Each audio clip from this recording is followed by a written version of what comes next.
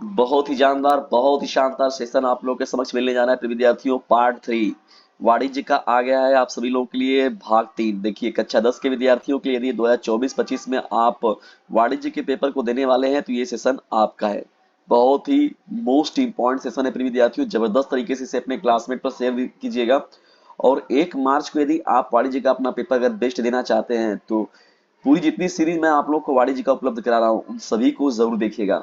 Part 1 part 2 को यदि आपने नहीं देखा है तो उसे जरूर देख लीजिएगा प्रिय विद्यार्थियों। चलिए आइए यहाँ बढ़ते हैं हम लोग। यहाँ पर 30 प्रश्नों का डिस्कशन जो है ऑलरेडी आप लोग के साथ हो चुका है। यहाँ पर हम लोग बढ़ते हैं आपके साथ जो है 31वें प्रश्न से। ठीक है ना। जबरदस्त तरीके से इसे शेयर कीजिएगा प्रिय विद्यार्थियों। बहुत ही मोस्ट इंपॉर्टेंट ये सेशन रहा है।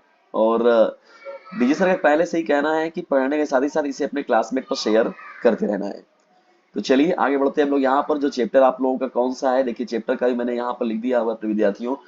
निपटान इंडेक्स मैसेंजर सिस्टम, वाणिज्यिक कार्यालय में श्रम और समय बचाने वाले उपकरणों का सरल उपयोग।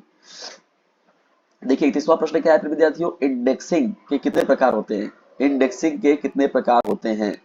तो इंडेक्सिंग के प्रकार में अगर देखा जाए प्रिय विद्यार्थियों तो मुख्य रूप से जो होता है वो इंडेक्सिंग का कितना प्रकार होता है, 2 प्रकार होता है। यानी इंडेक्सिंग के जो होते हैं मुख्यतः 2 प्रकार होते हैं। कितने प्रकार होते हैं, 2 प्रकार। क्या होता है पहला, अल्फाबेटिकल इंडेक्सिंग। क्या होता है, अल्फाबेटिकल इंडेक्सिंग, अल्फाबेटिकल इंडेक्सिंग। और दूसरा जो होता है न्यूमेरिकल इंडेक्सिंग। क्या क्या होता है, अल्फाबेटिकल इंडेक्सिंग और न्यूमेरिकल इंडेक्सिंग। ठीक है ना। तो ये इंडेक्सिंग के मुख्यतः 2 भाग होते हैं। कौन कौन होते हैं, एक होता है आपका अल्फाबेटिकल इंडेक्सिंग, दूसरा क्या होता है न्यूमेरिकल इंडेक्सिंग। चलिए आगे बढ़ते हैं हम लोग। यहाँ पर फटाफट शेयर करते चलिए प्रिय विद्यार्थियों। बहुत ही मोस्ट इंपोर्टेंट सेशन है। मैसेंजर सिस्टम के क्या लाभ है, मैसेंजर सिस्टम के लाभ बताना है। देखिए मैसेंजर सिस्टम के बारे में अगर बात करें लाभों में तो ये त्वरित संचार के लिए बहुत ही महत्वपूर्ण है। मैसेंजर सिस्टम जो होता है वो त्वरित संचार को देखा जाए, दस्तावेजों की सुरक्षित डिलीवरी जो होता है, भेजने की जो बात होती है, और साथ ही साथ इसमें जो देखा जाए तो टाइम मैनेजमेंट यानी समय का बहुत बड़ा बचत होता है। तो इन सभी को हम लोग मैसेंजर सिस्टम के अंतर्गत देखते हैं। चलिए आगे बढ़ते हैं हम लोग यहाँ प्रश्नों की श्रृंखला में। अब देखते हैं प्रश्न संख्या कौन 33वां प्रश्न को। ठीक है ना, 33। पंच मशीन का उपयोग किस प्रकार के दस्तावेजों के लिए किया जाता है।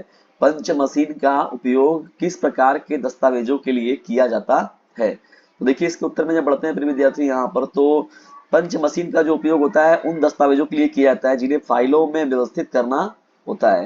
यानी पंच मशीन का उपयोग मुख्यतः उन दस्तावेजों के लिए हम लोग देखते हैं जिसमें जिन्हें फाइलों में क्या करना होता है, व्यवस्थित करना होता है। जैसे कोई भी रिपोर्ट हो गया, ठीक है ना, कोई भी महत्वपूर्ण पत्र हो गया, ये सभी व्यवस्थाएं जो होती है विद्यार्थियों वो मुख्य रूप से जो होता है वो पंच मशीन का ही प्रयोग किया जाता है। ठीक है ना, महत्वपूर्ण रूप से ये। चलिए आगे बढ़ते हैं हम लोग अब 34वें प्रश्न की ओर। समय रिकॉर्ड, समय रिकॉर्ड मशीन का उपयोग किस प्रकार के संगठनों में अधिक होता है। देखिए संगठनों में अधिक होता है। देखिए समय रिकॉर्ड मशीन का मुख्य रूप से अगर देखा जाए उपयोग जो होता है, समय रिकॉर्ड मशीन का उपयोग जो होता है उन संगठनों में अधिक होता है जहां कर्मचारियों की उपस्थिति और समय प्रबंधन महत्वपूर्ण होता है। तो जहां पर कर्मचारियों की उपस्थिति बहुत जरूरी और समय प्रबंधन महत्वपूर्ण जहां होता है वहां पर क्या होता है, समय रिकॉर्ड मशीन की जरूरत होती है कि कौन से स्टाफ जो है वो कितने बजे आए हैं। समय का देखिए टाइम मैनेजमेंट बहुत जरूरी होता है। जैसे कोई भी कारखाना हो गया, कार्यालय हो गया, कार्यालय जैसे जो भी हो गया, जैसे मैं देखिए आप विद्यालय में अपने बैठ कर देखिए आप लोगों के साथ सम्मुख बात कर रहा हूँ, तो यहाँ पे भी देखिए टाइम मैनेजमेंट का बहुत इंपॉर्टेंट रोल है। ठीक है ना। तो ये बहुत महत्वपूर्ण है। किसी भी कारखाने में हो गया, कंपनी में हो गया, आजकल देख रहे हैं कि ऐसी ऐसी मशीनें हैं कि वो तुरंत मतलब आप थंबनेल के थ्रू मतलब अटेंडेंस हो जाता है, बायोमेट्रिक जिसे हम लोग कहते हैं। फोटोकॉपी मशीन के उपयोग से क्या क्या लाभ है, फोटोकॉपी मशीन के उपयोग से क्या लाभ होते हैं। देखिए फोटोकॉपी मशीन के रूप में देखा जाए तो उपयोग से देखा जाए तो दस्तावेजों की जो होती है त्वरित और सटीक प्रतिलिपि जो होती है बनाई जाती है। देखिए प्रतिलिपि मतलब तुरंत तुरंत कुछ सेकंड नहीं लगेगा, मगर आपने जो भी पेपर रखा हुआ है उसका तुरंत आपको कॉपी मिल जाएगा, जिससे समय और श्रम की बड़े पैमाने पर बचत होती है। ठीक है ना प्रिय विद्यार्थियों, ये देखने को मिलता है। ये फोटोकॉपी मशीन के द्वारा ही ये सभी चीजें पॉसिबल होती हैं। 36वें प्रश्न की ओर देखिए बढ़ते हैं यहाँ पर। तो टाइपराइटर के उपयोग से क्या लाभ है, टाइपराइटर के उपयोग से क्या लाभ है। टाइपराइटर के उपयोग से अगर देखा जाए तो दस्तावेजों को जो होता है मुख्य रूप से जो होता है स्पष्ट और पेशेवर रूप से जो होता है वो तैयार किया जा सकता है, जिसे जिससे संचार में सुधार होता है। यानी टाइपराइटर के उपयोग के माध्यम से ही ये पॉसिबल होता है। टाइपराइटर के उपयोग से ही दस्तावेजों को स्पष्ट और पेशेवर रूप से तैयार किया जाता है और जिससे कि संचार में सुधार देखने को मिलता है। ये टाइपराइटर का इसमें बहुत बड़ा योगदान होता है। ये आपका हो गया 36वां प्रश्न हो गया, ठीक है ना। ये आपका प्रश्न संख्या कौन हो जाएगा, 36 हो जाएगा। बढ़ते हैं हम लोग अब 37वें प्रश्न की ओर। देखिए 37वां हम लोग का प्रश्न क्या है, कैलकुलेटर के उपयोग से क्या क्या लाभ है। कैलकुलेटर के उपयोग से क्या लाभ है। देखिए कैलकुलेटर का तो बहुत बड़ा उपयोग होता है प्रिय विद्यार्थियों का। देखा जाए तो कैलकुलेटर के उपयोग से जो होता है वो जटिल गणनाओं को जो होता है तेजी से और सटीक रूप से किया जाता है। तो ये कैलकुलेटर के माध्यम से ही पॉसिबल होता है। यानी कैलकुलेटर के उपयोग से जो होता है वो जटिल जो गणनाएं होती है उनको तेजी से और सटीक रूप से किया जाता है, जिससे समय की बचत होती है। समय की बचत के लिए बहुत ही महत्वपूर्ण होता है कैलकुलेटर, ठीक है प्रिय विद्यार्थियों, बहुत ही इंपॉर्टेंट है ये प्रश्न आपका।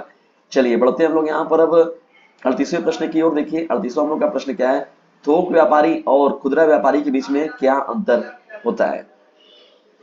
ठीक है ना। थोक व्यापारी देखिए बड़े देखिए तो बहुत सारे इसमें अंतर डिफरेंस देखने को मिलेगा। थोक व्यापारी जो होता है बड़े पैमाने पर जो सामान होते हैं उनकी खरीद वो करते हैं, जबकि फुटकर व्यापारी क्या करते हैं प्रिय विद्यार्थियों, वो थोक व्यापारियों से सामान लेकर जो है वो सीधे जो होता है वो जो उपभोग करते हैं, ठीक है ना, यानी उपभोग करने वालों को देते हैं। यानी फुटकर मतलब देखा जाए तो एक तरीके से डायरेक्ट उपभोक्ता के तक पहुंचाते हैं वो, ठीक है ना। और इनका देखिए सामान बड़े पैमाने पर इनकी बिक्री होती है लेकिन मुनाफा छोटा होता है। लेकिन इनका देखिए सामान छोटा होता है लेकिन मुनाफा इनको थोड़ा सा बड़ा रखा जाता है इनके लिए, ठीक है ना। तो व्यापारी के रूप में देखिए ये हो जाएगा आप लोग का अंतर। चलिए आगे बढ़ते हैं हम लोग बैंक के बारे में जब बढ़ते हैं फिर विद्यार्थियों देखिए यहाँ पर तो बैंक की उत्पत्ति, बैंक जो हो गया बैंक की उत्पत्ति क्या है, परिभाषा क्या है, कार्य और महत्व। तो बैंक से रिलेटेड प्रश्न को हम लोग अब अध्ययन करेंगे, उत्पत्ति, परिभाषा, कार्य और महत्व के बारे में, ठीक है ना। तो माइक हम लोग का गिर जा रहा है, इससे लग जाएगी। तो बैंक में जब हम लोग देखिए बात करते हैं तो बैंक के से रिलेटेड महत्वपूर्ण प्रश्न कौन कौन से हैं, ये भी बहुत ही महत्वपूर्ण प्रश्न है आपका। देखिए बैंक का 39 प्रश्न जो है बैंक से रिलेटेड यहाँ स्टार्ट हो रहा है। बैंक का देखिए मुख्य कार्य क्या होता है। देखिए बैंक का मुख्य कार्य होता है जनता से धन जमा करना और ऋण प्रदान करना होता है। यानी पैसों का लेन देन जो होता है मुख्य रूप से, यानी जनता जो होता है, जनता जो भी होती है, पब्लिक होती है, अपने पैसे को जो सेफ अगर कोई जगह रखा जाता है तो वो बैंक ही है। और जरूरत पड़ने पर जो है इंसान व्यक्ति जो होता है वो बैंक से ऋण भी लेता है ताकि वो अपने जरूरत के कामों को अच्छे से कर सके। आगे बढ़ते हैं हम लोग देखिए यहाँ पर 40वां प्रश्न क्या है, वाणिज्यिक बैंक क्या है। देखिए बहुत ही मोस्ट इंपॉर्टेंट प्रश्न है, वाणिज्यिक बैंक क्या है। वाणिज्यिक बैंक के बारे में अगर बात करें हम लोग के विद्यार्थियों तो वाणिज्यिक बैंक में मुख्यतः क्या होते हैं, वे बैंक होते हैं जो सार्वजनिक धन जमा करते हैं और व्यापार तथा व्यक्तिगत जरूरतों के लिए ऋण प्रदान करते हैं। तो ये वाणिज्यिक बैंक का होता है। तो ये मुख्य रूप से जो होता है विद्यार्थी देखिए व्यापार के रूप दृष्टिकोण से देखा जाए तो कमर्शियल बैंक जितने भी होते हैं, जितने भी कमर्शियल बैंक हो गए, वाणिज्यिक बैंक हो गए, तो उनका मुख्य रूप से जो काम होता है वो क्या होता है, वो व्यापार तथा व्यक्तिगत जरूरतों के लिए मुख्य रूप से मुख्य रूप से देखा जाए तो बिजनेस के लिए, बिजनेस ऑर्गेनाइजेशन के लिए मुख्य रूप से जो होता है वाणिज्यिक बैंक का निर्माण होता है। चलिए बढ़ते हैं हम लोग 41 प्रश्न की ओर। देखिए क्या है, बैंक के कितने प्रकार होते हैं। देखिए बैंक के प्रकार में अगर देखा जाए मुख्य रूप से विद्यार्थियों तो बैंक के मुख्यतः 4 प्रकार होते हैं। कौन कौन होते हैं, देखिए बैंक में मुख्यतः देखिए वाणिज्यिक बैंक होता है, आप जान ही रहे हैं कि व्यापार पूरा वाणिज्यिक बैंक से ही टिका होता है मुख्य रूप से।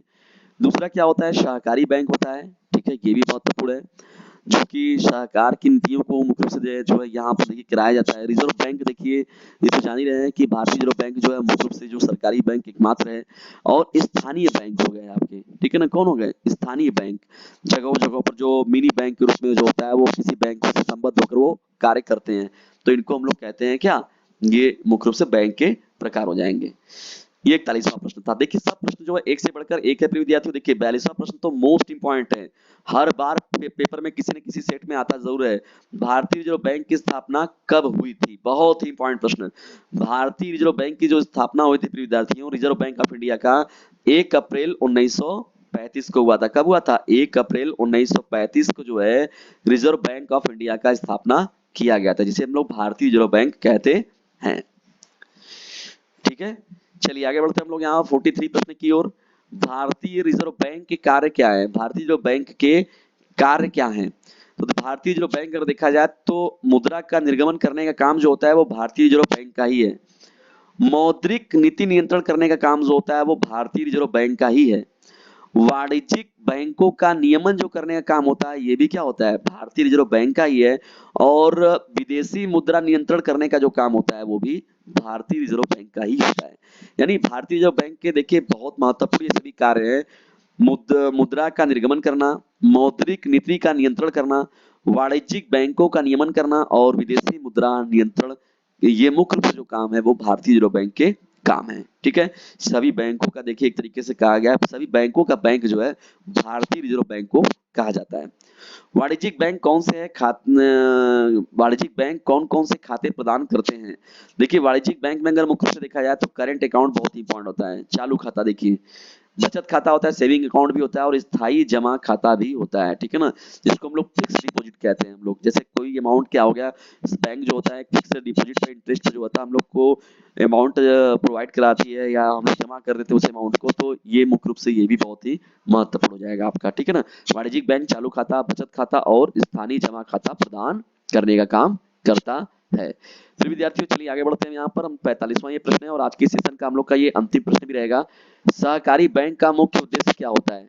सहकारी बैंक देखिए किसानों और छोटे व्यापारियों को कम ब्याज दर पर जो है ऋण प्रदान करने का काम जो होता है वो सहकारी बैंक का होता है। ठीक है ना, मैंने पहले ही बताया कि देखिए सरकारी योजनाएं जो होती है मुख्य रूप से किसानों के लिए, जो कृषि कार्यों के लिए मुख्य रूप होता है, तो उसके लिए सहकारी बैंक ही महत्वपूर्ण रूप से काम करते हैं। तो सहकारी जो भी योजनाएं मुख्य रूप से सरकार की तरफ से मिलती है, सहकारी बैंक से किसानों और छोटे व्यापारियों को कम ब्याज पर दर पर जो होता है ऋण प्रदान करने का काम करते हैं। ठीक है, तो ये 45 प्रश्न हो गए टोटल जितने विद्यार्थियों, 3 भाग में आपके ये वाणिज्य का तीसरा भाग था।